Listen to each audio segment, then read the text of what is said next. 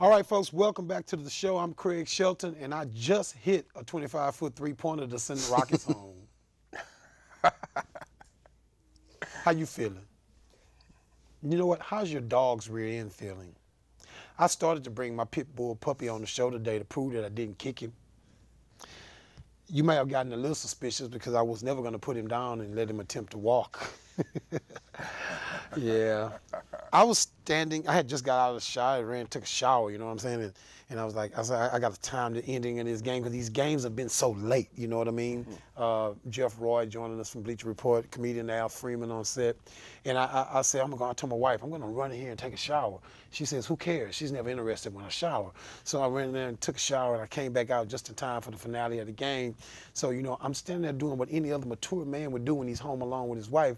I'm standing there soaking wet with a towel wrapped around me because I used to be hot, all right? I ain't working no more.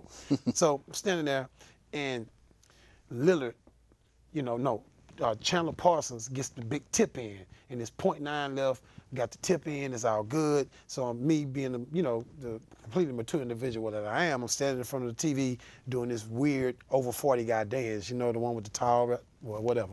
So my wife is like, it ain't over yet, you should sit down. I'm like, no, we got this. We got this. My wife, nah, you sit down, honey, and because, the Rockets, it ain't over yet. I'm like, man, we got this. Yeah, it didn't happen. So then I went to Twitter. Twitter was really sad last night. My most significant tweet last night was, I'm tweetless. LA Laker fans were feeling really good last night. Wow. Even Dallas Maverick fans got in on the fun. I don't understand that one. Your best basketball team, well, I tell you the joke that I said earlier, your best basketball team in Dallas is a high school team, So I don't know what your problem is, Dallas. My boy Lamont dropped that one on him. But tough night for Houston last night. Unless you've been here all your damn life. And it's just par for the damn course. We've seen this movie before. We'll be just fine by Monday morning. Guarantee you Monday morning everybody used to just be cruising along. Because did nothing happen? This is Houston. This is what happens to us. Fourth largest city in America. But number one when it comes to imploding in the playoffs. That's what we do, baby. Clutch City, H-Town. Back to draft talk. I'm not spending no bunch of time talking about the Rockets blowing the game last night. I'm not going to do it. I'm just not going to do it. People are already sad, feeling bad about the situation. It is what it is. We had to bring it up. We had to give it a mention. I would recommend, rather listening to your favorite sports talk show tomorrow morning, do yourself a favor. Entertain yourself. Turn on 97.9 The Box and listen to those five girls in studio there talk about the Rockets game. It'll be completely entertaining to you. Trust me, I promise you. If you've never heard Mad Hatter and J-Mac talk sports, do yourself a favor. You don't need to pay money to go to a comedy club. Just turn on the Box Morning Show and listen to those guys talk sports. Folks, we're running through my mock draft. We went through picks 1, 2, 3 based on a scenario where the Texans kept their number one pick and did not trade that pick. Clowney going number 1. Got Zach Mertenberger at number 2, pick 33. At pick number 65, got Daquan Jones, the defensive tackle from Penn State. Let's move on to the 4th round, where I think the Texans would likely take that running back. And I know Trey Mason is the name that you're hearing, but I think a guy like Bill O'Brien, and you think about what they did with the New England offense and what they really like to do and what they like from their running backs, I think what you will see is with the first pick of the 4th round, because the Texans have 2 picks in the 4th round, that first pick, I think they would go cornerback because you need a quality nickel guy, and I think that guy would be Ricardo Allen, the corner from Purdue. And getting to that running back pick, I just think the Texans would like somebody that can catch the ball out of the backfield and do a little something for you. And then you think about the fact that the Texans are not really we don't really know how Bill O'Brien views his talent, but there's a possibility he's not sold on what he have as a slot. So you look at a kid like Archer, the kid from Kent State, and you think about that kid and what he can do out the backfield. And not only is he a threat out the backfield, he's a guy that you can actually take and line up in a slot. So if you're in a obvious run situation, you motion that kid into the slot and do some things, a little bit more exotic things in regard to that.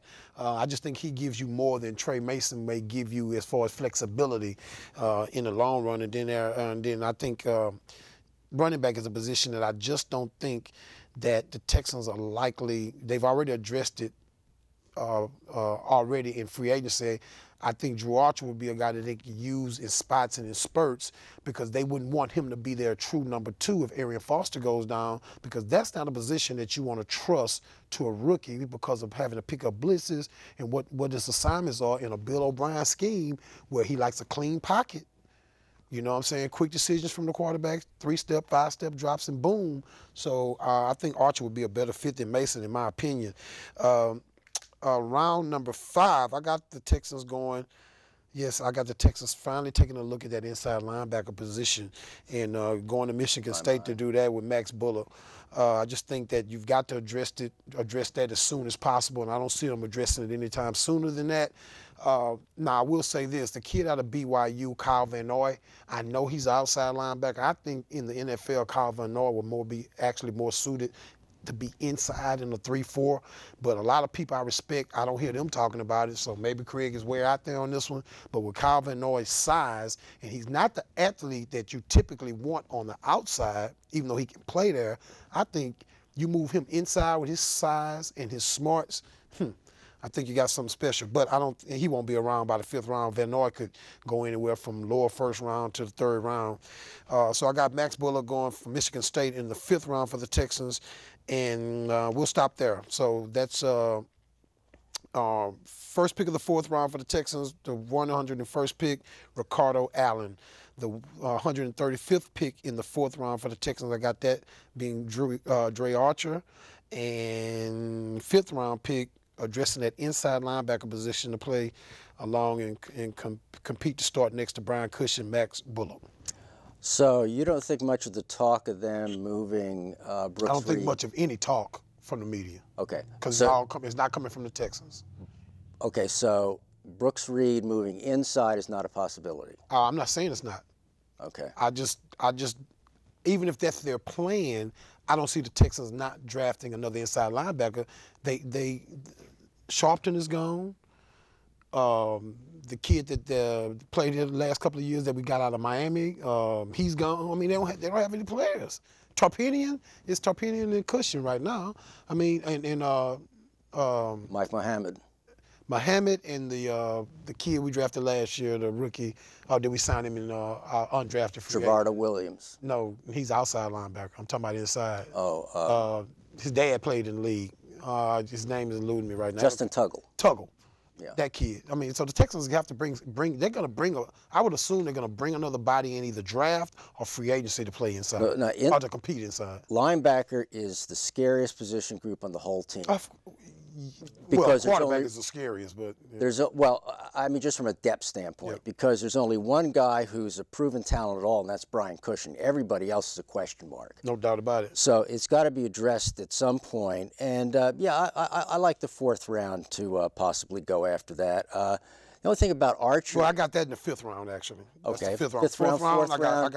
I got Ricardo Allen with the 1st pick of the 4th round, and Archer with the 2nd pick of the 4th round, and then Bullock in the 5th round. Okay. Let me run through these real quick as we run out of time, just so you folks will know. In the 6th round, I think the Texans will take 2 quarterbacks. I got them taking David Fales. I know some folks are thinking about Logan Thomas. I think he'll be gone by then. And got him going with offensive guard out of Florida. Jalapeno and Mike Davis from Texas is likely going to be on the boards late. Texas could take a swipe at him to try to bolster up that receiver core. I think if they pick up Mike Davis in the 7th round, if Texans have 2 picks in the 7th round, and Davis is still sitting there, that's a kid you take a flyer in the 7th round. And I think they take Daniel Sorensen, the kid out of BYU. I saw him play a lot against Texas with Kyle Van Noy. Smart kid, sticks his head down some tackles, better athlete than people give him credit for being, has a little range back there. So that's where I'm at with it. And I'll let you have last thoughts on it. Well, I don't hear any offensive linemen, Well, yeah, I did. particularly at right tackle. No, I did say left guard, the kid out of Florida, 6th round. Okay, okay, Yeah. but what about right tackle? I don't think they took a tackle last year, and I think they're gonna go in free agency. Y'all make Keep sense. in mind they took a tackle high last year. They can't fix everything in 1 year. Okay. Y'all make sense. That's why it's not gonna happen. Manziel, guys. See you next week, HMW Sports Talk Live.